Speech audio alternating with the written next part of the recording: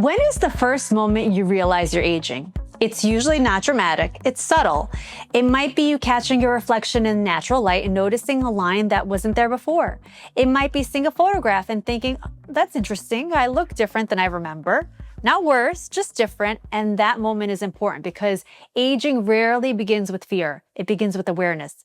Awareness that time is moving, awareness that your face is evolving, awareness that your life has chapters. And if I'm being honest, I don't believe women apologize for aging. If anything, I see the opposite. I see women owning their experience, owning their careers, owning their families, owning their authority. But I also see something else. I see women who feel strong, accomplished, powerful, and then they look in the mirror and feel slightly disconnected from what they see. Not because they want to look 25 again, but because their face may not reflect how vibrant or capable or energized they actually feel inside. And that distinction is important. For many women, aging is not about trying to go backwards. It's about staying aligned, about saying, I feel strong, I feel confident, I feel in my prime, I want my reflection to match that. That's not insecurity. That's coherence. As a physician, I understand aging structurally. Collagen decreases, bone remodels, fat pads shift, hormones fluctuate. These changes, they're predictable, they're natural, they aren't flaws. But as a woman, I also understand something else. With age comes presence. With age comes discernment. With age comes boundaries. With age comes depth. The older I get, the more confident I feel in who I am, the less validation I need, the more selective I become about where I put my energy. It's not a decline, it's evolution. So when we talk about aging without fear, we're not talking about pretending that time doesn't pass. We're talking about choosing how we respond to it. Because the moment you realize you're aging doesn't have to be a crisis. It can be a calibration, a moment to ask, does my outside reflect my inside? Am I making decisions from confidence or are they from comparison? So that's the conversation that I want to have with you today. Not how to stop aging, but how to move through it intentionally, without panic, without chasing, without losing yourself in the process. If we're going to talk about aging without fear, we have to zoom out for a moment because the fear doesn't start in the mirror. It starts in culture. We live in a world where youth is currency. Youth is marketed as value. Youth is associated with desirability. Youth is equated with relevance. Look at advertising, look at entertainment, look at social media. The dominant image is smooth skin, sharp contours, bright eyes, effortless vitality. Youth becomes the baseline and everything else is compared to it. When youth is treated as a standard, aging automatically feels like a deviation. Not because it's wrong, but because it's different from what's being constantly promoted. There's also a very clear double standard. When men age, they're often described as distinguished. They're powerful, they're established, they're experienced. But when a woman ages, the language shifts. The conversation becomes about maintenance, about prevention, about staying ahead. The difference, it may sound subtle, but it shapes perception. It quietly suggests that maturity adds value to men, but subtracts value from women.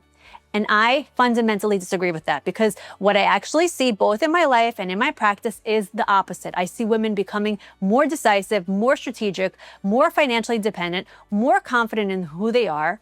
That's not decline, that's expansion. Now, let me bring this into the real world. This is not theoretical for me. I see women in my office who are not coming in because they want to look 25 again. They're coming in because they work in competitive environments. They're in finance, law, medicine, corporate leadership. And they tell me quietly, everyone around me is younger. Not in a jealous tone, in a strategic tone. They feel sharp, they feel capable, they feel experienced, but they sit in meetings surrounded by colleagues 10, 15, 20 years younger, and they notice something. Energy is interpreted as youth.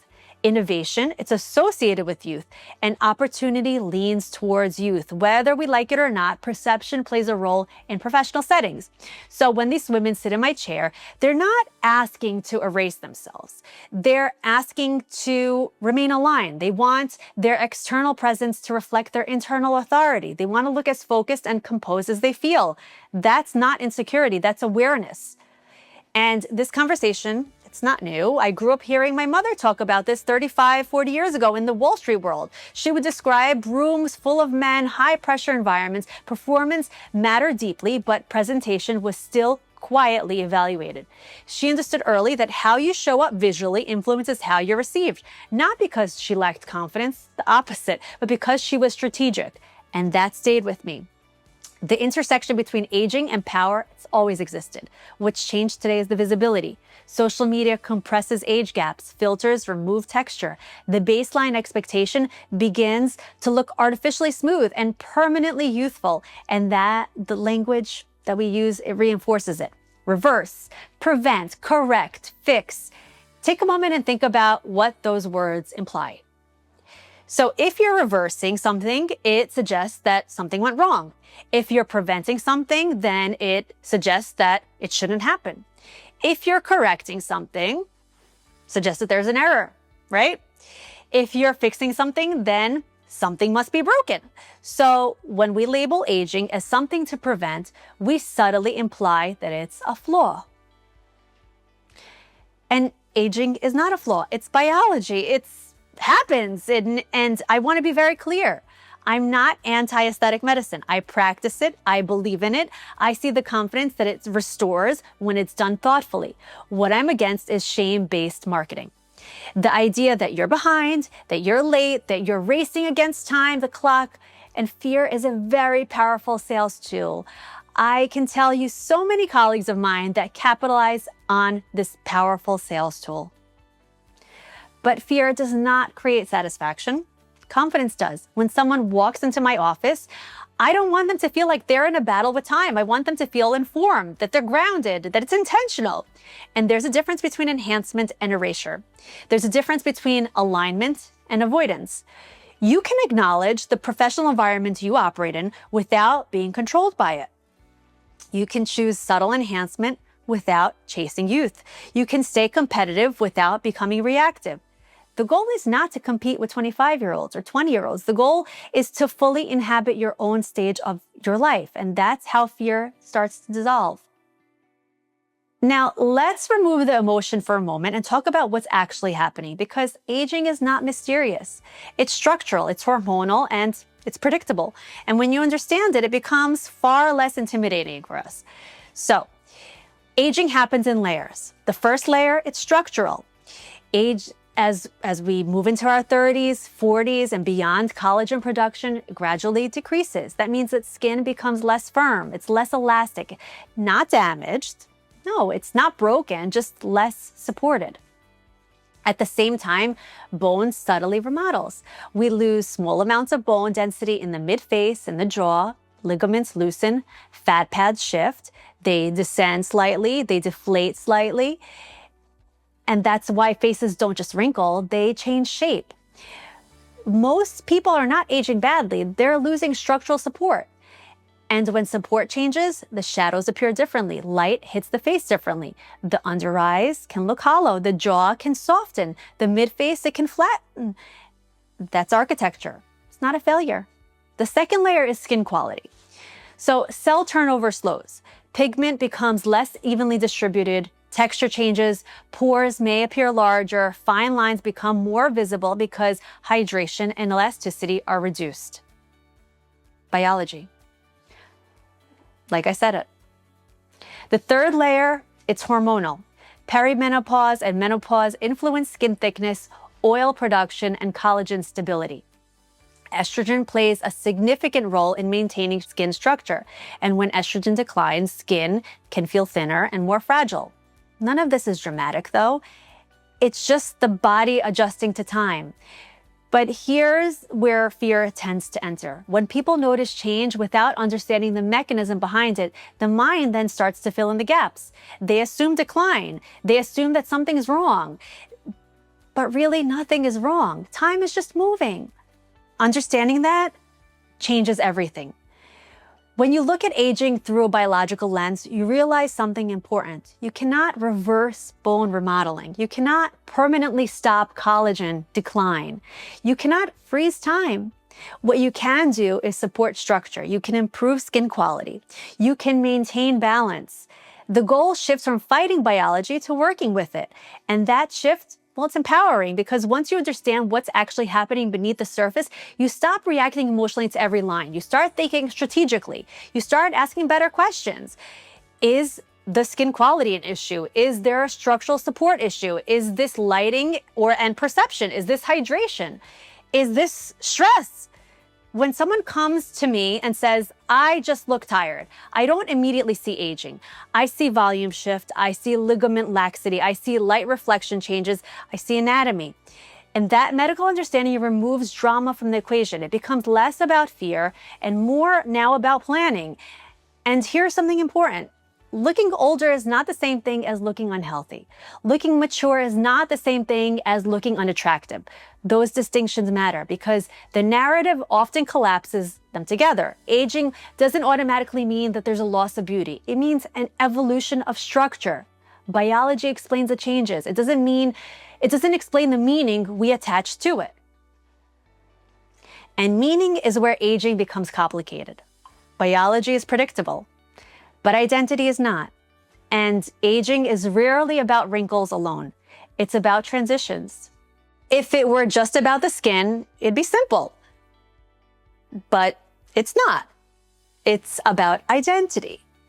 I'm turning 40 this year, and I can say out loud without hesitation, 40 doesn't feel old to me. It feels established, it feels earned, it feels grounded because it was established and it was earned and it was grounded. But that doesn't mean that I haven't noticed change. After having children, my body changed in ways that I couldn't imagine. I couldn't anticipate it. Postpartum shifts, they're real. Skin stretches, hormones fluctuate. Sleep deprivation, it leaves its imprint. There were moments when I would look in the mirror and think, this feels different. Not necessarily worse, just different, unfamiliar. And that change is powerful because aging is not about lines forming. It's about transitions. Transitions in your body, transitions in your career, transitions in how you're perceived. I still practice anesthesia and I work alongside incredibly talented, energetic, young nurses, young surgeons. But I remember when I was the youngest doctor in the room and the youngest person in the room, and I felt like I was the new energy, the new vibe. And then one day, without any kind of dramatic event, I realized that I wasn't the youngest anymore. Nothing negative happened, but something shifted internally. You notice it quietly. You notice that the culture moves quickly, that the new graduates are confident and sharp and ambitious. And you think, when did I become all of a sudden the experienced one here? That moment isn't about insecurity. It's about awareness of time. For many women, aging is not about vanity. It's about visibility. It's about wondering whether you are still seen as dynamic, whether your presence still commands attention, whether your experience translates into authority or into being overlooked. That internal shift can feel subtle, but it's very meaningful. There's also the element of control. When life feels busy, unpredictable, layered with responsibility, sometimes appearance is one of the few things that we feel like we can manage. You can't slow your children's growth. You can't pause your career trajectory. You can't stop time. But you can decide how you care for your skin. You can decide how you maintain your presence. Control, in that sense, is not weakness. It can be grounding. But here's where the nuance matters. Enhancement can be empowering, but it can also be avoidance. The difference is intention. Are you doing something because you feel aligned and confident in that decision, or are you doing it because you're trying to quiet the anxiety? Are you responding thoughtfully to the change, or are you reacting impulsively to comparison? Those are very different psychological states. I've treated women who sit in my chair and speak from clarity. They know what they want. They understand the anatomy. They want subtle support. And I've also seen women who are chasing something that's undefined, not because they're shallow, but because they're unsettled. And part of my job is to distinguish between the two, because treatments cannot solve identity confusion. They can refine structure, they can restore balance, but they cannot replace self-worth. And as I approach 40, I don't feel any less powerful than I did at 25. If anything, I feel more certain, more selective, less reactive, more comfortable in my own skin, even as that skin evolves. And that is a psychological maturity that aging brings. The goal is not to freeze yourself at a certain age. It's to evolve with intention, to allow your external presence to reflect your internal strength. not to hide time, but to move through it consciously. So this is where things start to come together, because once you understand the culture and you understand the biology and you recognize the psychological shifts, you're left with one very important question. Are you making decisions from panic or from clarity? And that distinction changes everything. Fear-based decisions tend to feel urgent. They are reactive. They are driven by comparisons. They sound like, I need to fix this right now. They look like chasing trends because everybody else is doing it. They show up as overfilling, overtreating, layering procedures without any kind of long-term plan. They feel like trying to erase every single line as soon as it shows up. Fear-based aging is rarely about the treatment itself. It's about the energy that's behind it. It's about looking at your face and seeing problems instead of structure. It's about scrolling and comparing constantly. It's about reacting to every shift as if it signals decline. And here's the issue with that mindset. When you treat from panic, you often overshoot. You disrupt balance. You chase youth instead of preserving your own identity. And ironically, that pursuit can make you look less like yourself. Now, let's compare that with empowered decisions. Empowered aging, it's strategic. It's patient, it's subtle, it's long-term thinking. It sounds like, what would maintain my structure? What would enhance what's already strong? What aligns with the stage of life that I'm in right now? Empowered patients don't chase every trend. They're selective. They understand that subtle support over time ages better than dramatic correction all at once. They think in years, not in weeks, and the outcomes reflect it. I often say to my patients, aging well is not about reacting. It's about responding. So responding means that you've already assessed the situation. You understand the anatomy, you understand your goals, and you're not trying to become somebody else. You're maintaining yourself. That is a very different psychological position. And then there's also something deeper here, right? Control can feel very comforting. Sometimes treatments are less about aesthetics, more about regaining a sense of agency. That is not something that's inherently negative, but it requires honesty. Are you enhancing from strength or are you avoiding discomfort? Because treatments can be empowering, but they can also be a distraction. And part of my role as a physician is to help patients navigate that distinction, not by judging, but by slowing the process down, by asking questions, by building a plan instead of reacting to the moment. So when you move from fear to intention, everything shifts. You stop asking, how do I look younger? You start asking, how do I look like the strongest version of myself at this time? And that's aging without fear. Not pretending change doesn't happen, not fighting every single sign of time, but choosing thoughtfully, choosing deliberately, with confidence. We can't talk about aging today without talking about social media because the landscape has changed dramatically over the years. Filters are no longer obvious. Editing is no longer dramatic. It's seamless. Skin is blurred. Texture disappears. Under eyes are brightened. Jaw lines are sharpened. Pores go away. And over time, that edited face becomes the reference point that we use. The problem is not that editing exists. The problem is it's a repetition. When you see filtered faces all day long, your brain starts to recalibrate what's actually normal. And then you look at your own reflection in natural light without any kind of smoothing tool, and it feels harsh, not because it's flawed, but because your baseline has shifted. We compare our real faces to edited faces, and that comparison quietly fuels fear. I have patients who come in and show me a photo of themselves that's been lightly edited and say, I just want to look like this. And I have to gently explain that what they're looking at is not anatomy, it's software. And if your standard of beauty is filtered, you're always going to lose because real skin has texture. Real faces have movement. Real expressions, they create lines. That's human. I also think about this as a mother, right? I have 3 daughters. They're still young, but they're growing in a world where digital enhancement, it's not optional. It's embedded in our culture. They see faces online that don't age, that don't wrinkle, that don't show fatigue. And part of my responsibility is to help them understand the difference between reality and projection. I want them to grow up seeing women of all ages represented. I want them to feel that 40 is powerful, 50 is strong, and 60 as vibrant. But social media compresses age. It elevates youth. It quietly sidelines maturity. There's also something else that's happening. Age diversity online has narrowed. Algorithms favor a certain look, and when the feed becomes visually homogeneous, it creates the illusion that anything outside of that look is outdated. But that's not the reality. That's curation. And when you scroll for hours, see only one version of beauty, your perception tightens. And that aging feels like falling behind. And this is why intention matters more than ever. You cannot consume filtered perfection all day and expect to feel neutral about your own reflection. You have to consciously remind yourself what's real. So I'm not anti-social media. I use it, I love it, I share it, I educate, but I am very aware of how quickly standards can distort, and I am careful not to let trends dictate my philosophy. Because if you measure yourself against an edited standard, you will constantly feel insufficient. But if you measure yourself against your own evolution, you remain grounded. Social media can inspire, for sure. It can educate, but it shouldn't define your worth, and especially not your timeline. So where does aesthetic medicine fit into all this? If aging is natural, if evolution is inevitable, if confidence is just internal, then what is there to treat at all? Because support is not the same thing as denial.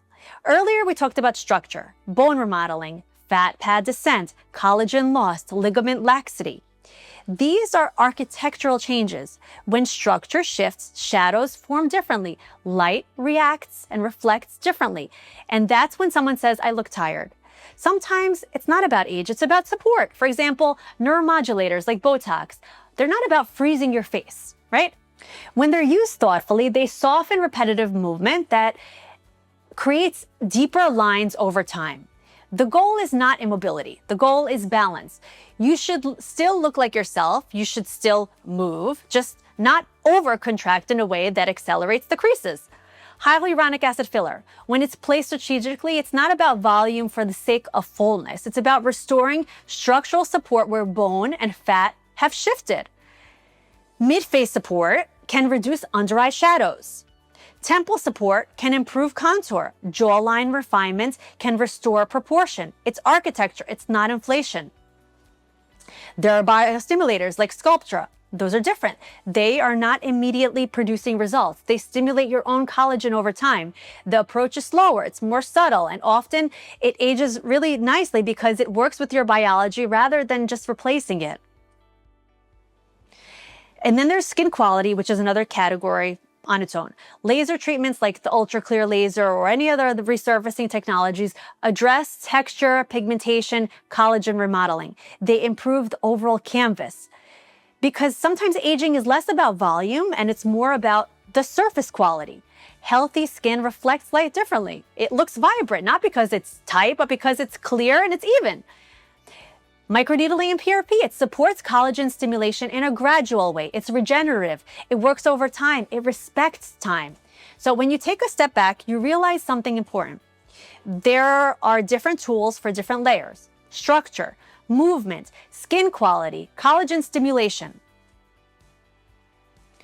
The art is not using all of them. The art is knowing which one, when, and how much. And this is where intention becomes everything. A patient in her early 30s may benefit from neuromodulator adjustments and skin quality support. A woman who's in her 40s may need subtle mid-face support. Someone who's entering menopause may benefit from collagen stimulating treatments that are combined with skin resurfacing. And it's not one size fits all. It's stage specific, and pacing matters too. Faces, they age over decades. They shouldn't be altered dramatically in one appointment. Subtle adjustments over time, they preserve your identity. When people look at you and cannot tell really quite what's changed, that's success. Aging well is not about eliminating every line. It's about maintaining proportion. It's about respecting what's anatomy. It's about preserving movement. It's about long-term thinking. Overfilling distorts identity. Over-freezing removes expression. Over-correcting erases character. Restraint is powerful. Sometimes the most sophisticated treatment plan is the one that really does less. And my role is not to simply inject, it's to assess, to educate, to guide, to say no when it's necessary, to build long-term strategy rather than to respond to a moment of comparison. When aesthetic medicine is practiced in this way, it becomes supportive, not reactive, not fear-driven, not trend-based, just intentional. And intentional aging is beautiful. Now, I want to flip the narrative because we've talked about culture. We've talked about biology. We've talked about psychology. We've talked about treatments. But none of that matters if we miss this one key point. With aging comes power. Not the loud kind, the quiet kind. Discernment. The ability to walk into a room and read it quickly. To know when to speak and when to hold silence. To recognize dynamics without needing validation. Boundaries. The confidence to say no without over-explaining. To protect your time, to protect your energy, to be selective about where you invest yourself. Financial independence. That stability comes from years of work, of risk, discipline, and growth. The freedom to make decisions from choice rather than necessity. Aging also brings emotional regulation, the understanding that not every comment requires a reaction. That comparison does not have to destabilize you. That discomfort can be tolerated without panic. Brings professional authority, the kind that can't be rushed, the kind that only comes from experience, from mistakes, from long nights, from building something over time. The older that I get, the less I feel like I need to apologize. I apologize less for my ambition. I apologize less for my standards. I apologize less for taking up space. That shift didn't happen when I was 25. It happened gradually, and it's still happening. Through experience, through motherhood, through building a business from ground up, through navigating rooms where I was sometimes the youngest, and now I'm often the most established. Aging has given me depth, and depth, it's attractive. Depth commands respect. Depth creates leadership. There's something powerful about a woman who knows herself, who's not trying to compete with youth, who's not chasing trends, who understands her value independent of the room that she walks into. And that's what aging offers. It offers perspective. It offers resilience. It offers a quieter kind of confidence that can't be manufactured. And so this is why I reject wholeheartedly the idea that aging equals loss. Because yes, structure changes, but capacity expands. Collagen can decrease, but clarity will increase. And while skin evolves, identity solidifies. Aging is not subtraction. It's an accumulation of wisdom, of experience, of strength. And when you approach aging from that perspective, aesthetic medicine becomes refinement, not a rescue. It becomes supportive, not survival, and it becomes a tool, not a crutch. Aging without fear is not about pretending that you're unchanged. It's about recognizing how much you've gained and allowing your presence to reflect that strength. When I really sit with this question, how do I personally feel about aging? The answer, it's layered. Like I said, I'm turning 40 this year. I don't feel fear. I feel awareness. I'm aware that I'm turning 40. I respect time. In my 20s, I had energy, I had ambition, I had drive, but I was still becoming, still proving, still figuring out who I was, where I stood. I worked hard. I trained hard. I was in extremely competitive environments. I was often the youngest in the room. And there was something powerful about that hunger, that momentum, the desire to earn your place. But there is also an insecurity. There's more comparison, more internal pressure, more apologizing for taking up space. Now I feel different. I feel steadier. I feel more decisive. I feel less reactive. Motherhood changed my relationship with time in a way that nothing else could. When you have children, you suddenly understand how fast life moves. I see growth in real time. I now measure years not by birthdays, but by milestones, and that perspective shifts something in you. Time stops feeling abstract. It feels precious. Postpartum, I notice changes in my body, my face, hormonal shifts, fatigue, structural softness. I remember moments of catching my reflection thinking, this is new. But instead of panic, I felt curiosity. My body had done something extraordinary. Change was evidence of that experience. Building a business also changed how I view aging. When you start, something from nothing, a small rented room, a vision that's just in your head and you watch it grow over the years, you begin to see time as an investment. You cannot rush credibility. You cannot shortcut trust. You cannot fake authority. All of those things are built slowly, and so is confidence. I do feel more powerful now than I did in my 20s, for sure. Not because I look younger, no, but because I know myself better. I'm clearer about what I value. I'm less interested in impressing and more interested in impact. I'm less concerned with being liked and more concerned with just being aligned. And that kind of power only comes with time. Do I notice aging? Of course. Do I support structure? Yes, I do. And do I believe in thoughtful treatments? For sure.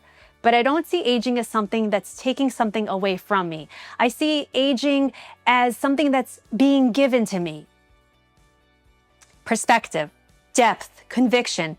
Maybe that's the shift. When you stop viewing yourself and aging as subtraction and start seeing it as accumulation, everything changes, because the truth is you cannot stop time. You can't pause it. You can't negotiate with it. You can't outrun it. But you can stop fearing it. And that's where the power begins. Aging without fear is not about pretending that time does not pass. It's about choosing how you move through it. It's about understanding the biology so you're not intimidated by it. It's about recognizing cultural pressure without being controlled by it. It's about making aesthetic decisions from clarity, not comparison. It's about honoring the evolution of your identity, not resisting it. Time will change your structure, but it will also sharpen your discernment. Time shifts your face, but it deepens your presence. Confidence doesn't peak at 25. It evolves. It expands. It becomes quieter, steadier, more grounded. The lines that form are not signs of failure. They're signs of expression, of laughter, of stress endured, of life lived. Sometimes lines can be softened, some can be supported, and some, they're just part of your story.